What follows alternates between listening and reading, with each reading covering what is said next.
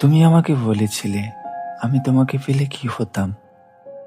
আমি তোমাকে পেলে গোছালো পরিপাটি একটা মানুষ হতাম।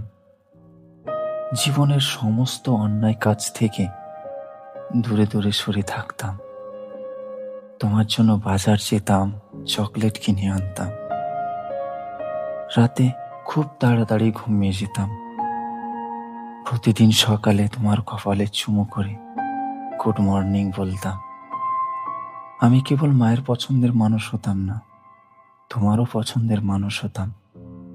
তোমাকে পেলে আমি একটা দায়িত্ববান পরিবারের মানুষ হতাম। এ কথা ভাবতে ভাবতে আমার আর কিছুই হয়ে ওঠা হয়নি, আর তোমাকেও পাওয়া হয়নি। স্বপ্ন স্বপ্নই রয়ে গেল, আর কিছু নয়। জীবনটা একাকিত্বই ভরে গেছে আমার। আর কিছু ভালো লাগে না, কিচ্ছু ভালো লাগে না।